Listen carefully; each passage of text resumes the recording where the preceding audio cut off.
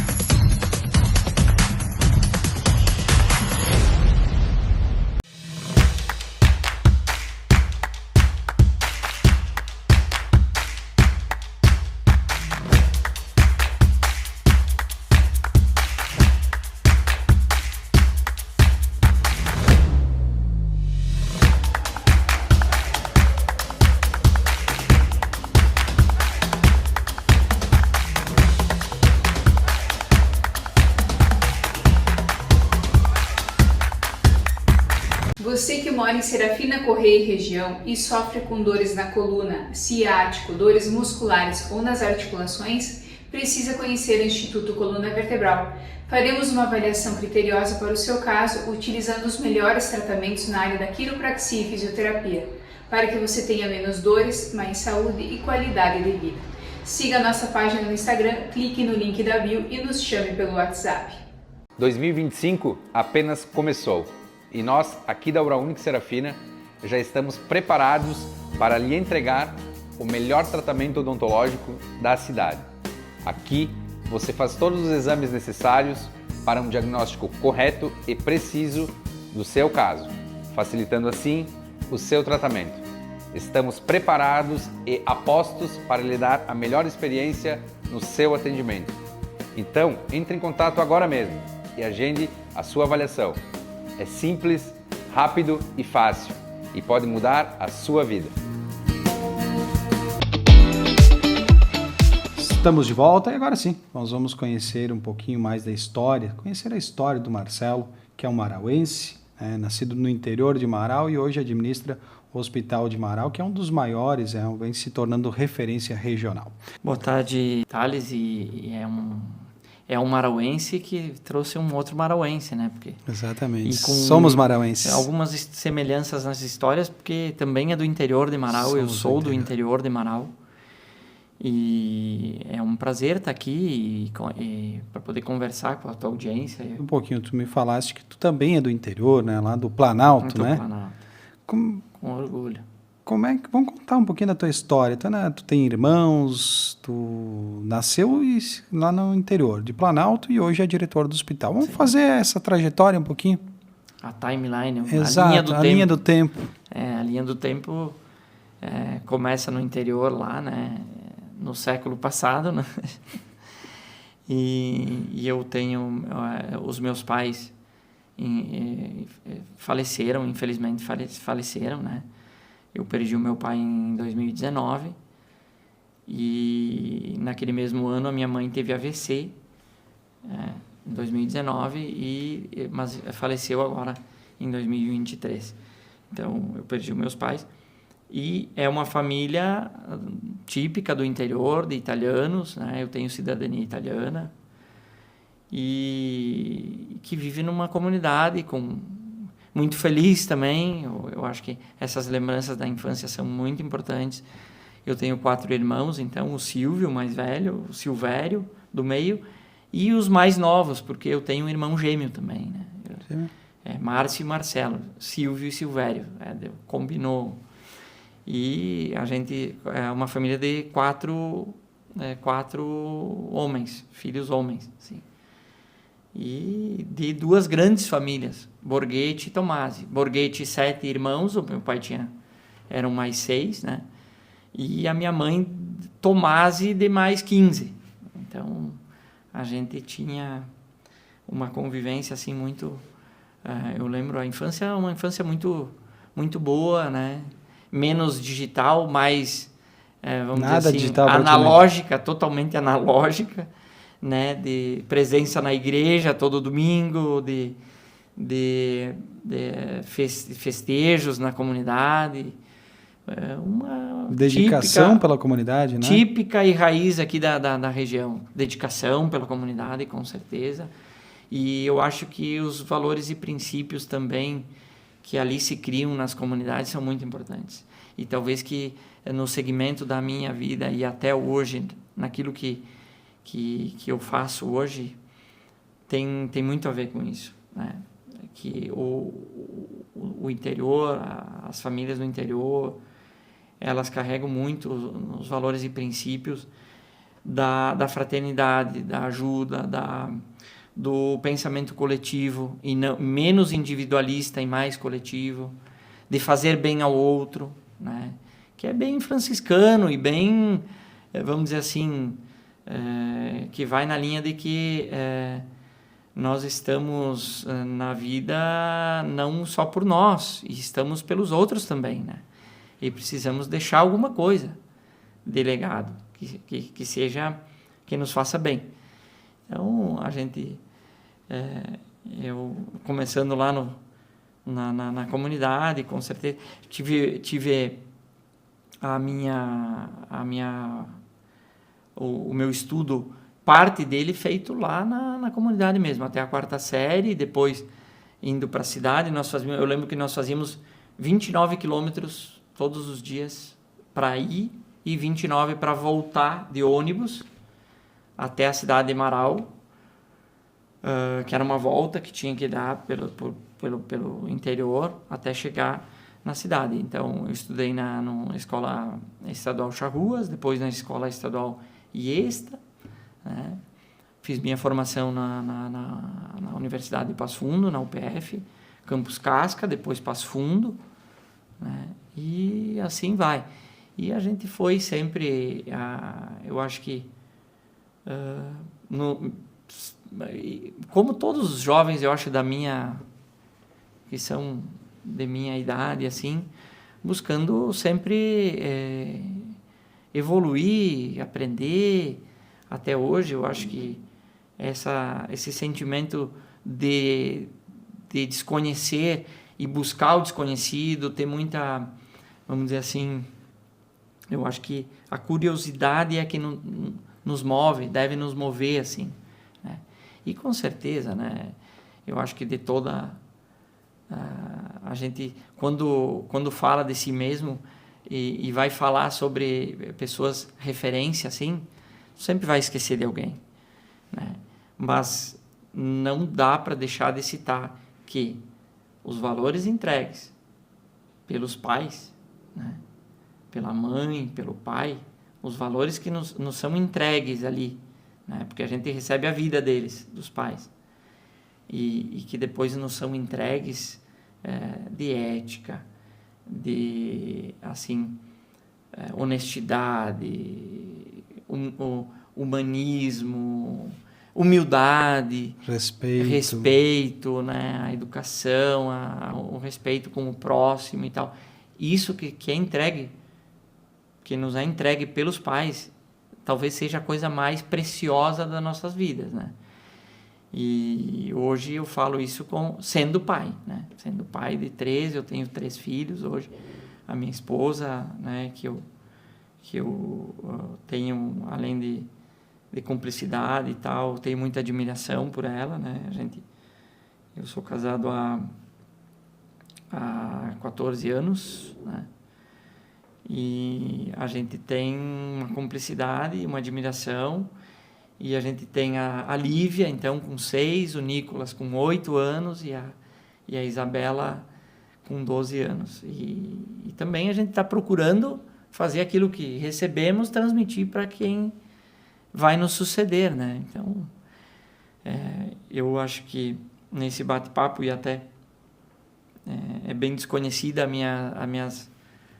essas questões todas da minha vida pessoal, porque pouco a gente fala sobre isso, que nem eu disse, mas a gente vai em algum lugar para falar em nome de alguma instituição e tal, e de ações que a gente faz.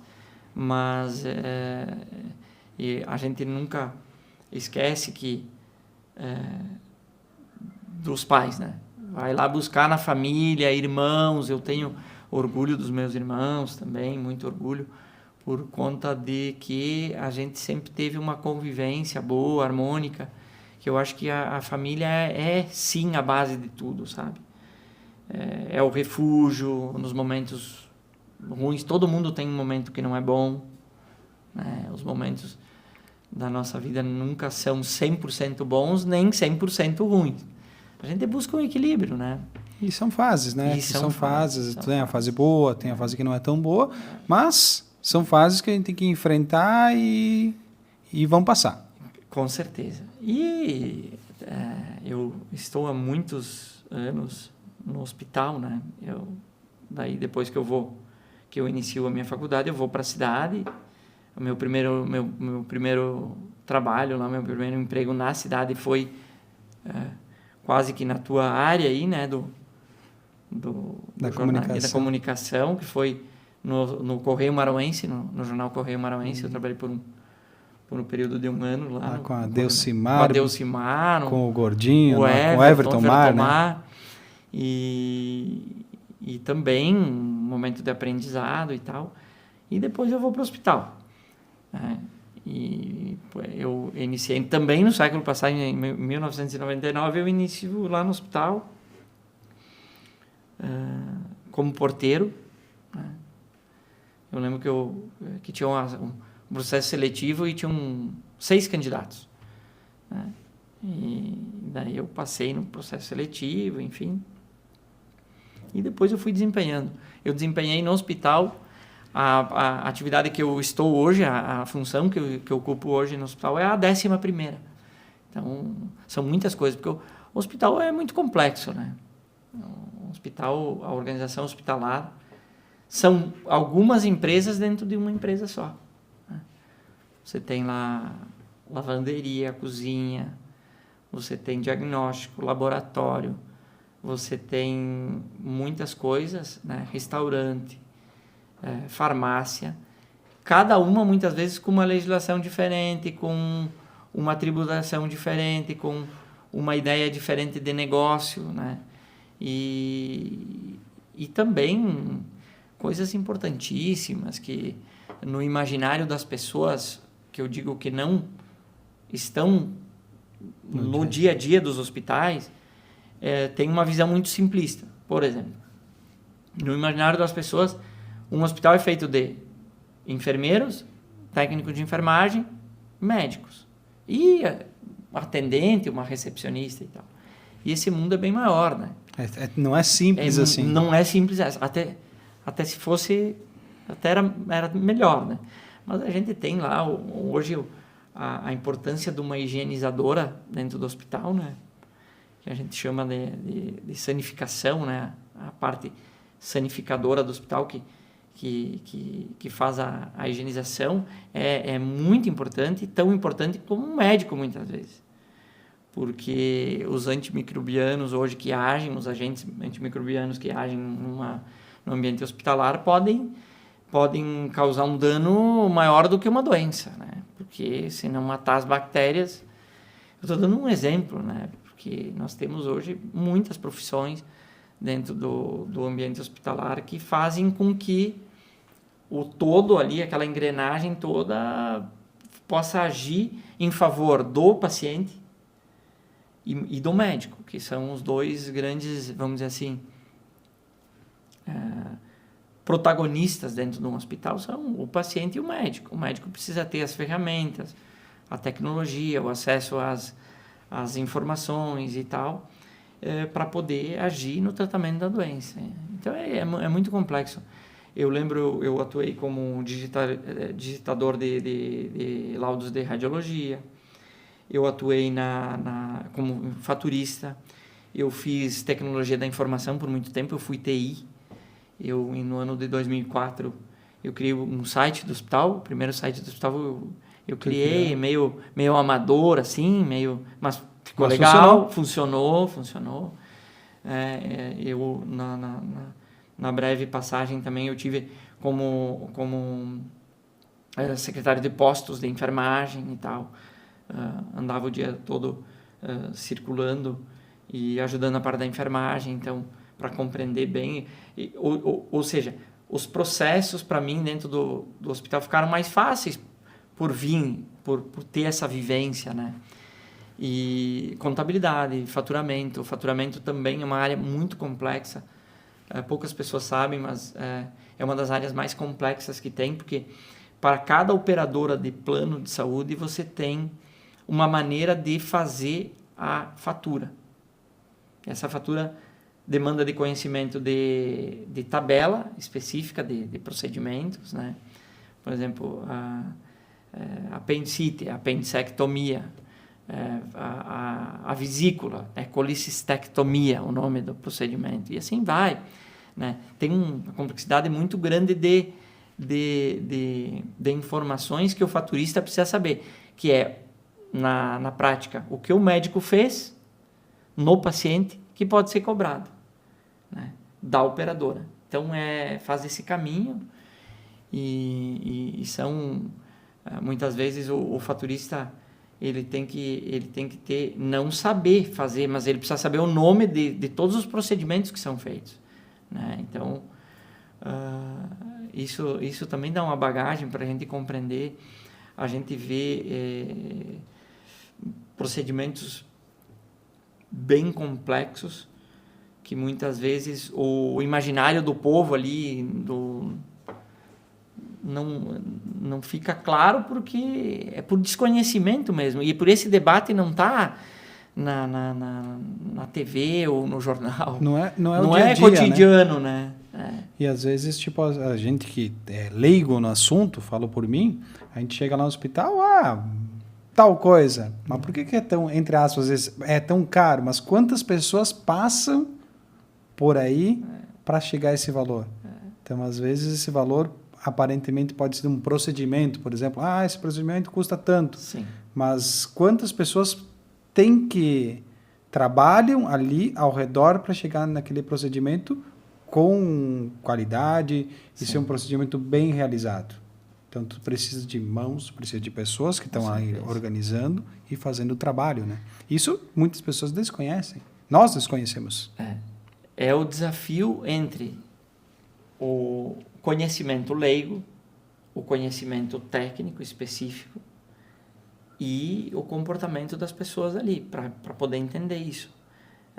Se eu falar para ti aqui sobre tenografia, é uma coisa. E dizer que eu costurei um tendão com um fio é outra coisa. Mas são coisas que, num linguajar fácil, é costurar, é fazer sutura, né? Uma sutura simples. Então, essas coisas assim, isso o médico, quando ele vai na consulta com o paciente, ele precisa falar de uma maneira que vai entender. É mais ou menos como eu também venho, a minha formação é essa, o juridiquês que a gente tinha, né? Isso acontece também na medicina, que há uma confusão entre, não, mas eu tenho, doutor, que problema eu tenho aqui? Não, você tem tal problema, você tem nefrólise, ou cálculo renal, ou pedra no rim. Tem maneiras de dizer uma coisa que o leigo vai entender. Só que pode causar um problema, porque a incompreensão, e daí a importância da comunicação. Eu estou aqui num podcast, talvez, porque a comunicação assertiva e o combate à desinformação é cada vez mais necessário para preservar, inclusive, instituições. O hospital sofre com isso, né? Eu estou falando bastante sobre o hospital e tal, mas em outras áreas também. Eu vejo que meio que em tudo. Ou seja, também com o crescimento muito acelerado, vamos dizer assim, do acesso às informações, por meio dos smartphones, por meio da internet, tudo, né? Foi meio que se deixando de lado a parte científica, o médico. Hoje o paciente vem e diz assim, não, mas você tem que me pedir uma ressonância, uma tomografia e tal. Não, mas a tua indicação clínica não me leva para isso. Eu acho que nós podemos agir de outra maneira. O médico tem que argumentar para dizer que não vai tomar uma conduta que o próprio paciente está sugerindo. Que viu no YouTube, que ele viu viu algum no lugar. YouTube e tal. Então, são situações assim no dia a dia, no cotidiano, que a gente vê que... Mas isso é normal. Eu acho que eu sou muito otimista, assim. Eu sou um otimista total. Eu sou um empolgado em falar de Brasil, por exemplo, do país. Nós estamos num país riquíssimo, maravilhoso, né? Nós estamos numa região privilegiada, maravilhosa, fora da curva, assim, total. E aqui com grandes possibilidades, meio que aqui se abrem oportunidades para tudo, né?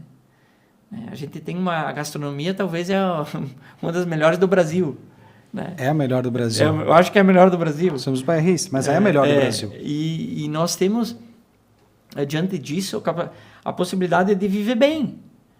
Porque qual é o sentido da vida, né? Se a gente for aqui levar para o lado de filosofar aqui um pouco, né? Qual é o sentido da vida? É viver bem e de maneira o mais feliz possível. Por quê? Sempre é impossível, né? E aqui a gente encontra isso, né? Encontra, e eu sou, então, falando desse otimismo. Outra coisa é a capacidade que tem de produzir aqui. A gente produz muita coisa, produz o que quiser, né? Produtos e tal, porque a gente está nessa região também, aonde, de certa forma, hoje a gente está sendo competitivo, eu digo, para atrair pessoas, né? Ou, vamos dizer assim, profissionais, também a gente é privilegiado, né? Hoje, antigamente, as capitais, grandes cidades e tal, concentravam muito isso. Hoje, como muitas das pessoas de alta formação, de alta graduação e tal, eles buscam coisas que nós temos aqui e muitas vezes a gente não dá importância. Não dá importância. A gente não dá importância. A gente tem... Que é a nossa gastronomia, a nossa cultura. Nossa cultura. O modo de convivermos que é acolhedor. Que são cidades, entre aspas, pequenas, mas Sim. organizadas e que tem tudo o que uma pessoa precisa. Thales, olha esse dado aqui, ó. Esse dado é do GZH de 2 meses atrás. Nós circulamos em alguns grupos, né? A matéria era que Passo Fundo era a terceira cidade com mais que recebia mais estrangeiros do Rio Grande do Sul, que tinha o maior número de estrangeiros. Era a terceira. E a segunda é Marau. E Serafina também está entre elas, assim, das cidades que mais recebem estrangeiros. Ora, por quê? Porque é um lugar bom para se viver, para criar filhos, para ter o filho na escola. E quem vem para cá gosta da nossa realidade? De certa forma, seguro, né? Ainda, né? Então, nós temos grandes possibilidades. Como eu falei nas minhas falas, eu sou bem otimista. Você veja que eu fui fazendo uma timeline, assim, né?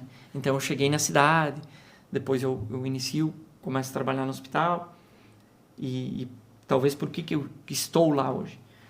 Porque também fazer o que a gente gosta, né? O que a gente ama fazer, também é importante para se realizar, né? Eu acho que hoje, grande parte da saúde mental das pessoas tem a ver com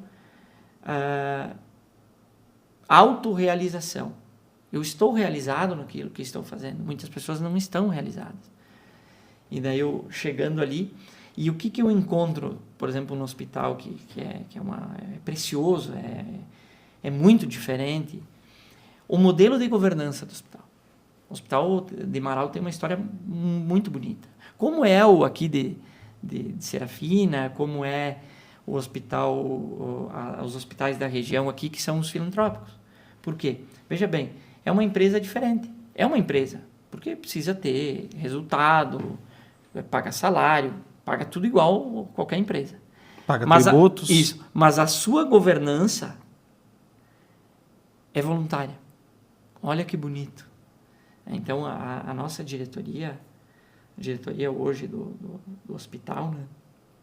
Nós temos o nosso presidente, o seu Adelar, presidente do conselho, o seu Antônio, enfim, citando eles, eu vou estender para todo mundo, mas é um modelo de governança muito bom, porque o interesse destas pessoas que são voluntárias é só criar um ambiente e criar uma situação no hospital que beneficia a todos, a sua comunidade, da onde eles vêm. É que nem eu disse, se tu me perguntar assim, Marcelo, tu quer fazer bem a quem? Primeiro a minha comunidade regional, e depois ao meu estado, e depois ao meu país. É assim, eu acho que movem as pessoas, é isso, né? E esse modelo de governança, ele faz com que também a empresa que assim está estabelecida, o Hospital de Marau, ele é de 1976 que foi criado e que foram vendidos títulos para construção.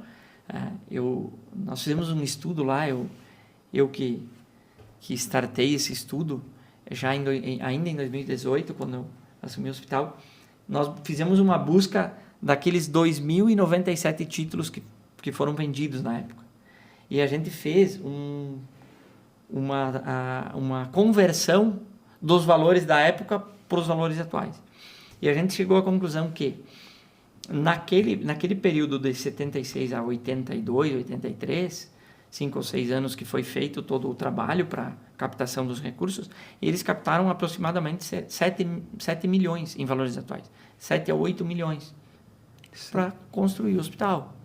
Então, são coisas assim que você olha assim, como valeu a pena aquilo que aquelas pessoas fizeram? Porque é um legado que permanece até hoje, né? Então, e sem falar na inspiração, né? Porque quando você está inserido num modelo de governança com pessoas que te inspiram, ou seja, fazem outras coisas em outros lugares, aquilo vai criando um modo de inspirar para que se faça melhor, né?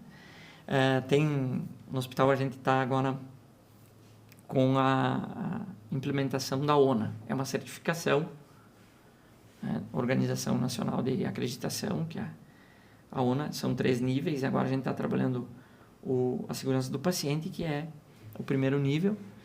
Acho que na metade desse ano aqui a gente consegue a certificação da ONA. Que são poucos hospitais, aqui na região acho que tem 2 hospitais. No estado acho que os 2, o HSVP e o HC de Passo Fundo tem a certificação.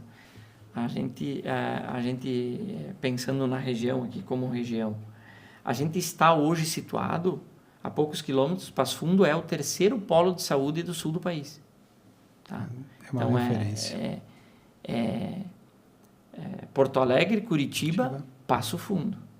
Antes de Santa Catarina, depois Florianópolis, enfim. É significativo, né? E isso é muito importante também do ponto de vista econômico. Se a gente for ver os índices de desenvolvimento, o IDH da nossa região, também é superior. E isso tudo a gente tem que olhar no entorno e transformar isso em oportunidades, né? Para as vidas, para as nossas vidas, né?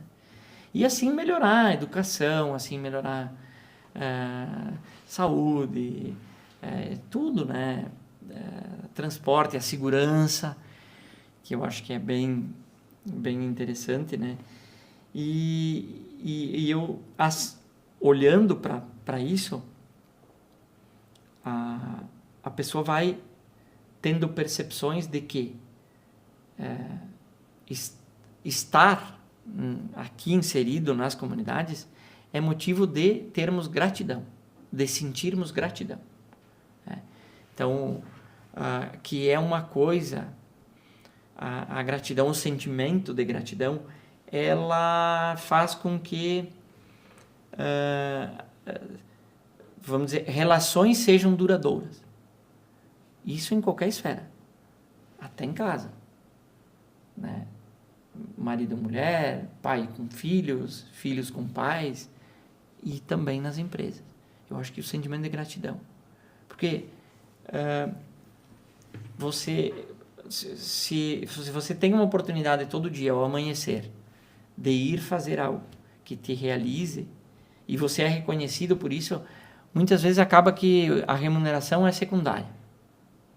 Está comprovado isso.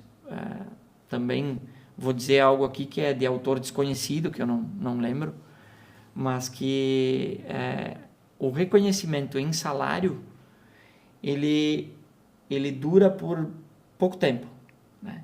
Mas o reconhecimento, de fato, por algo que você tenha feito e aquilo foi reconhecido, isso dura sempre, dura para sempre. Que às vezes as pessoas, né, pensam que salário é tudo. Claro, é bom, é importante. Sim.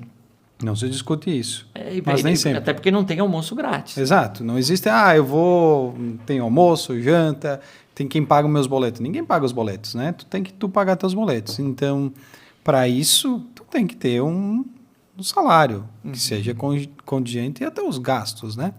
E que a gente sempre quer ganhar mais, é natural. Isso tá no nosso sangue, né? Principalmente na nossa região. Dificilmente vê alguém que não queira ganhar mais, que não queira crescer, que não queira empreender, né? E todo mundo quer empreender e quer ter oportunidades e proporcionar oportunidade a outras pessoas. Falando em empreender, em oportunidades, tu és diretor do hospital ali no Marau, mas também tu é um empreendedor, né? Juntamente com a minha esposa. Minha esposa é nutricionista, a Graziella, é sócia proprietária da Deliciare Alimentos Saudáveis, né? Então, quem quiser seguir aí, né, já aproveitando fazer um merchan aqui, Deliciare Alimentos, já há um bom tempo a gente empreendeu, não é fácil empreender, né? Como você falou, só que isso que você falou é muito interessante, Thales. A gente está numa região e é uma oportunidade de falar aqui, que aí que talvez seja uma grande mudança que a gente tem que ter cultural no país até. O lucro é importante. Sempre. A lucratividade, a prosperidade das pessoas.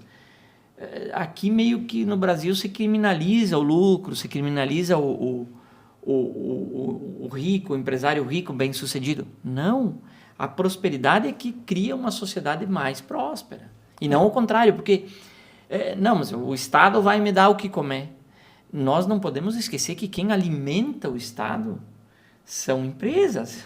Se não tiver empresa pagando imposto, o Estado não funciona. É a produção. Então, assim, a gente não pode criminalizar o lucro e tal. Você falava de empreender, né? Junto com minha esposa, a gente tem ali já só a Deliciare fábrica de produtos, de pizzas congeladas, produtos saudáveis. Ela vai para 14 anos. Vai para 12 anos. 13 anos, vai para 13 anos. E a loja de produtos em Marau, né, que está na Irineu Ferlin, em frente à prefeitura, a nova prefeitura, ela completou um ano agora, há poucos dias. E com certeza é um empreendimento. E eu acho que empreender é legal, assim, no sentido de ver uma oportunidade e tal, e como você falou, como uma oportunidade também comercial, mas quando ela é carregada de propósito também. Porque eu acho que uma boa alimentação e bons hábitos, que aliás essa geração mais nova está percebendo, reflete total na saúde, na nossa saúde mental, saúde física, né? E é bom daí, né, com um propósito de levar essa alimentação saudável para as pessoas. A minha esposa também tem a cantina que é o Alecrim Cantinas Saudáveis, ela está no Colégio Gabriel Taborim também. Ela cuida da cantina lá com um apelo mais saudável na alimentação e tal das crianças. O pessoal gosta muito e tal. E isso é bom. Nos deixar felizes, né? Por estar podendo contribuir. Fazer alguma coisa que tenha um reflexo bom na vida das pessoas, que eu acho que é aí que está o segredo dos hospitais. Trabalhar no hospital é uma delícia. Todo mundo, o enfermeiro, o técnico, eu costumo dizer lá no hospital, eu tenho um apreço assim muito grande. Por quê? Porque a entrega, o produto que eles entregam é carinho, é sorriso, é uma fala que muitas vezes acalma uma pessoa que está ansiosa. Ela não precisa tomar um medicamento por conta de receber um sorriso, uma escuta de uma técnica, de uma enfermeira. A enfermagem eu não tenho dúvida, é uma profissão assim, que é meio, vamos dizer assim... Tem que ter um dom. Isso, e dom vem de divino, né? Vem de amor ao próximo, eu acho que é uma vocação, tem que ser vocacionado para isso. E, portanto, essas pessoas são mais... Eu convivi muito com muita enfermagem e tal, médicos e tal, e com o passar do tempo, e essas pessoas vão ficando experientes, para não dizer velhas, né? E vão carregando consigo uma realização, sabe? Elas são realizadas, pessoas cheias. Porque hoje em dia talvez a gente viva uma sociedade que tem adolescentes aí, ou jovens em idade média aí, dizendo assim, ai, mas eu tô com um vazio, eu tô isso, eu tô aquilo. Essas pessoas estão cheias de realizações, elas se completam. Por quê? Porque elas entregam, né? Fizeram um estudo bem grande em Harvard, né? Com o que era significativo e para as pessoas, no passar do tempo, com muitas pessoas, e fazer bem às pessoas, aos outros, seja lá quem for, sem olhar a quem, como diz os clichês. Essas situações de fazer bem a outras pessoas, inclusive até liberava uma endorfina e coisas assim na pessoa que provocava uma sensação boa na pessoa e que isso tinha reflexo na saúde da pessoa. Veja bem, eu não tenho dúvida disso. Porque no hospital eu vejo isso diariamente. Eu vejo ali no hospital algumas coisas assim, ó, que a gente vê nos feed por aí, as pessoas, comentários e tal, tem muito isso, né? E lá eu vejo presencialmente, e é verdade. As orações, lá tem ateus que nunca viu para a igreja, nunca viu, mas lá no hospital eles invocam com toda a fé, pedindo coisas. E é verdade. Quem escuta as orações mais fervorosas e de fé são as paredes dos hospitais. Eu tenho certeza disso. Porque lá você está diante do incontrolável, imponderável, você não sabe, você está diante de angústias, porque você recebeu um exame que, né, você não tem um diagnóstico, você está angustiado, você está numa situação de estresse extremo, e isso tudo acontece muito no hospital. Acontece muito lá. Não acredita em Deus até cair no hospital, daí começou... né? E outra coisa, o respeito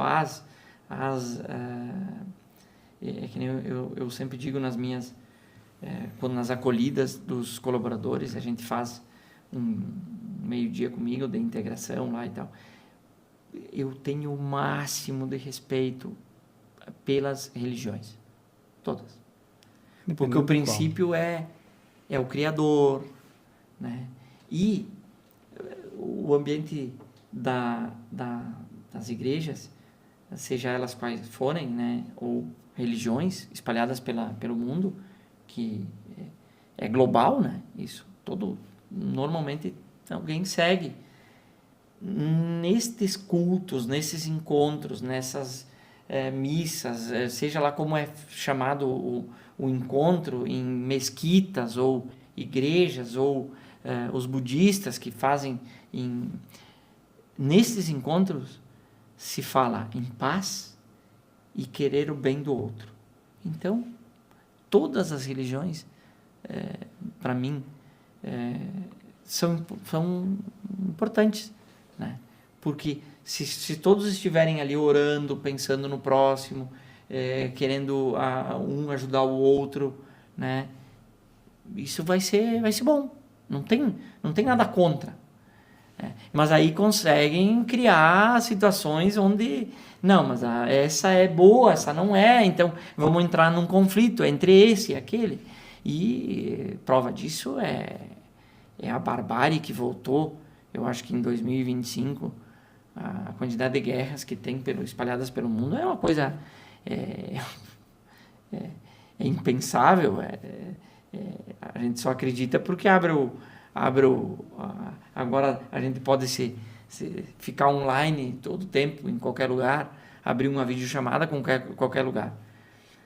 Mas a barbárie que voltou, né, da guerra. Não podíamos estar assim.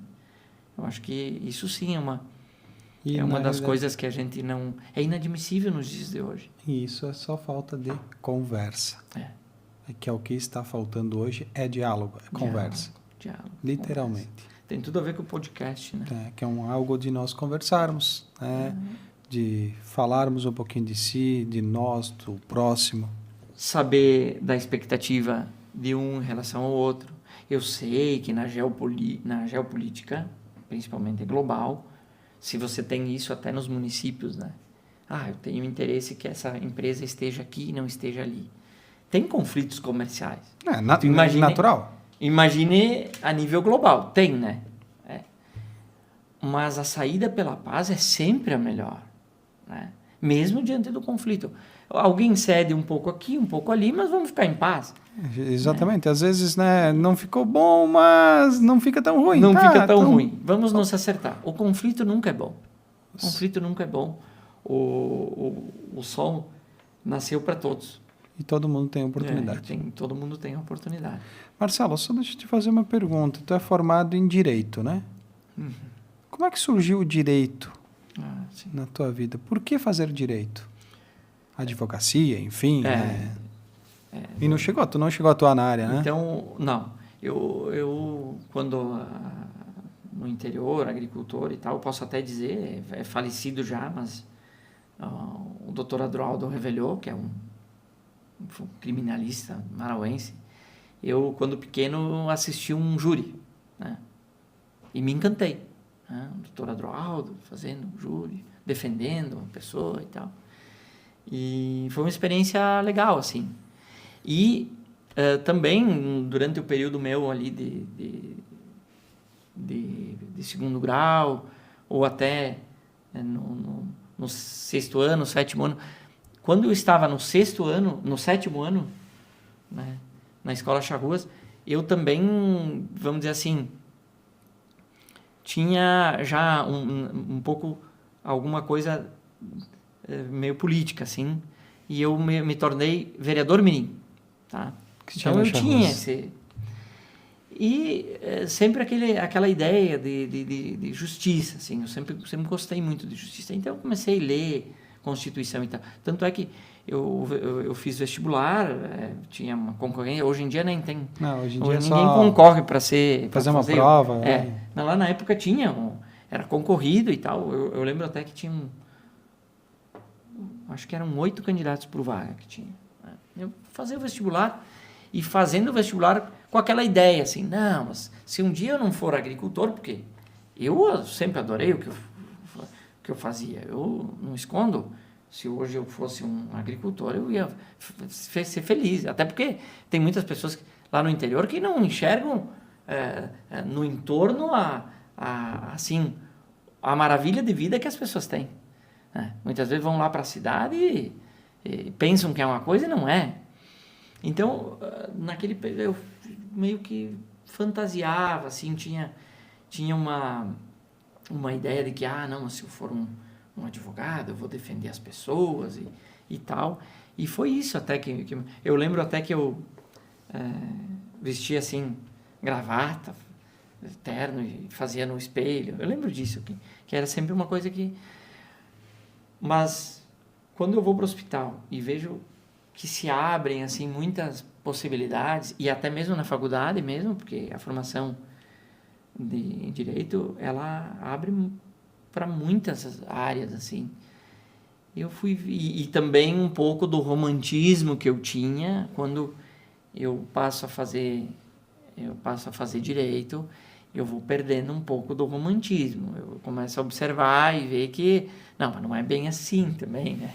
Essa justiça não é tão justa, essas coisas, sabe? O ordenamento que nós temos é meio confuso aqui, as lacunas e daí eu também, mas eu percebi assim que né, professores e tudo que eu tive, a sabedoria, né, e de poder compreender, o direito te entrega muito isso, a capacidade que você tem de olhar o mundo, né, sob uns aspectos que você não tem no interior ou até não teria na cidade e tal. E foi indo, e daí depois eu acho que em seguida da saída da faculdade eu não pensei, eu tenho embora de curta duração, mas eu tenho especialização em gestão hospitalar e eu fui sempre nesse caminho, assim, participando de tudo. Agora, uma coisa eu posso garantir, a minha participação político-partidária nunca ocorreu. Eu não tenho filiação e eu me desiludi, eu posso falar até o ano que foi, 2001. Tá? Eu exerci alguns cargos eleitos ou como representante do diretório acadêmico, do DA, o DCE, que era o centro aqui de... E eu pude me desiludir ali também um pouco, mas eu tenho grande admiração por políticos. Eu acho que a política é necessária. É um mal necessário. Muito importante, né? Admiro muitos políticos, eu, inclusive pela função que eu exerço, eu tenho relação com muitos políticos. Normalmente os políticos são pessoas acima, né? Em termos, pensam muito de forma muito parecida comigo, porque o político quer a transformação, quer melhorar a vida das pessoas e tal. E eu tenho uma admiração muito grande porque eles têm que pôr assim, eles são um telhado de vidro. Eles têm que se expor para isso. Então, lá em 2001 eu disse assim, não. Esse lado político, eu vi que sou bom de papo, aspas, né? E tenho, sou diplomata, articulado e tal, mas não. Isso poderei contribuir de outras formas e isso não me... então, mas eu tenho uma admiração muito grande por políticos, porque, como eu falei, você acaba enfrentando a opinião pública. E de 4 em 4 anos tu tem que botar tua cara a tapa. E, Thales, ninguém é unânime em nada. Nunca. A gente tem que ter bastante consciência. Eu não sou unânime. Ninguém... tudo que eu faço, eu tenho certeza que se eu expuser isso para 100 pessoas, as 100 pessoas não vão concordar comigo. Pode a grande maioria concordar, mas vai ter alguém que não vai concordar. Isso. Natural. E o político, ele tem que enfrentar essas questões diariamente. Assim, mas isso aqui vai beneficiar a maioria. Então eu vou. Mas vai ter uma minoria que vai ser prejudicada. Então, por isso o papel é importante. E a política é aquilo que nós falamos antes. É o diálogo, sentar, conversar, entender. É a arte de negociar. As expectativas, atender expectativas de A, B, sem comprometer o C e sem prejudicar o C. É uma arte. Só, claro, eu vou dizer uma coisa. muitos políticos, por conta de, né, e até gestores, de serem aceitos, de serem bem vistos, de querer agradar todo mundo, cometem erros que não necessariamente cometeriam se tomassem atitudes mais firmes, mais, né, Talvez não populares. não populares. Então, o político, uma via de regra, é necessária a política, né? É muito necessária, e a admiração pelo político é muito grande, porque ele tem que enfrentar, ele tem que ir, colocar a cara e fazer acontecer. 4 anos no mínimo, tem que estar aí na frente, tem que estar tá pedindo aí. voto novamente. Se não cumpriu... E eu não gosto muito de generalizar, assim, sabe? A classe política. Não, porque não tem político que presta, não sei o quê. Não, para aí. Em nenhuma profissão ou situação você pode generalizar. O papo tá bom, mas eu acho que nós estamos quase chegando uma horinha aí. Então... Eu não sei qual é que é o tempo. Não, o tempo a gente tem tranquilo. Mas é porque é gostoso o papo. E eu falo assim, hoje, o que é essencial para qualquer profissional, para mim, tá? Segurança psicológica. Eu estou lendo sobre isso agora e eu vejo que é muito importante. O que é segurança psicológica? Saúde mental. A pessoa ter firmeza... se me perguntar assim, mas chegou na tua idade aí e tal, uma coisa que você pode celebrar. Eu posso celebrar uma coisa que é bem significativa para mim. Eu não tomo ansiolíticos, tá? Eu passei pela pandemia e estou aqui e sem tomar ansiolítico. Isso eu acho que é uma grande vitória. Eu brinco até com os médicos no hospital que eu, na minha idade, sem ansiolíticos, e diretor de hospital que atravessou, graças a Deus, passamos pela uma pandemia, a maior pandemia da história da humanidade recente, porque tiveram pestes e outras coisas que aniquilaram toda a população humana quase, mas da história recente é a maior, e a gente passou, né, por isso. Então hoje eu considero que nós somos sobreviventes, né? E a gente nem se dá conta disso, né? A gente não se dá conta hoje de poder ir para uma praça e tomar um chimarrão no final da tarde e que ficamos um longo período sem poder fazer isso. E que isso há um tempo atrás a gente não tinha essa possibilidade, e a gente talvez, né, quanto que a gente queria estar, sim, da maneira que a gente está hoje há um tempo atrás. Então a gente tem que valorizar isso. E essa questão da saúde mental, como eu falo, da segurança psicológica,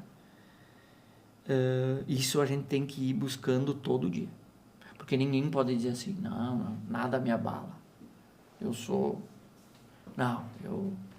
inclusive eu sou o chefe aqui quem manda sou eu, e eu, nada vai me abalar e tal. Não é assim, literalmente não é assim.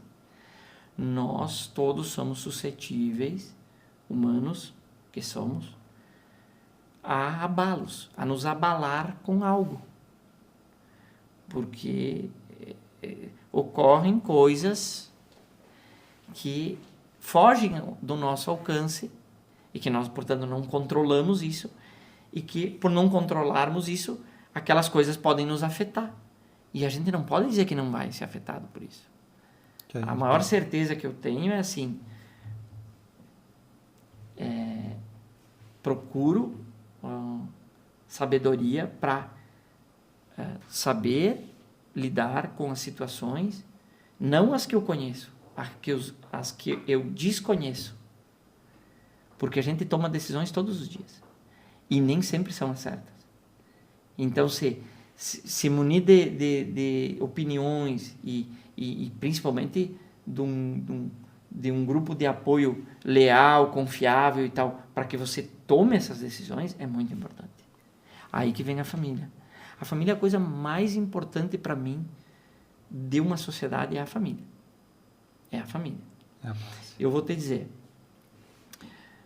na nossa época era mais, que nós tinha baladas, e, né, eu vinha mesmo aqui para Serafina, Fabricar 11, Julieta. Guaporé tinha o Lupus Dance, mas não sei se tu lembra Não, dessa. essa daí não é.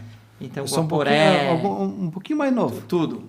A gente ia a baladas e tal. Então a gente tinha e criava um círculo de amigos leais. Nós saímos todo final de semana, né? Enfim, todo mundo teve isso e tem essas experiências e tem até hoje. Certo? Certo. O que o hospital me ensinou nesses 25 anos que eu estou lá?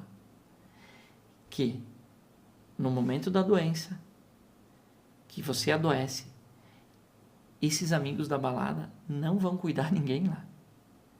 Quem vai cuidar de um doente lá é o pai que cuida de um filho, o filho que cuida de um pai, de uma mãe, a mãe que cuida de um filho, um irmão que cuida do irmão, né? Um primo, né? São quem? A família. Portanto, a família é a coisa mais importante. É o refúgio, é a sustentação, é o pilar, né? Eu tenho uma decisão que está me deixando angustiado e não sei o que. Pessoas do teu círculo. Tem até uma obra que fala sobre isso, que nós somos a média das 5 pessoas que a gente mais convive. Certíssimo. Isso é certo.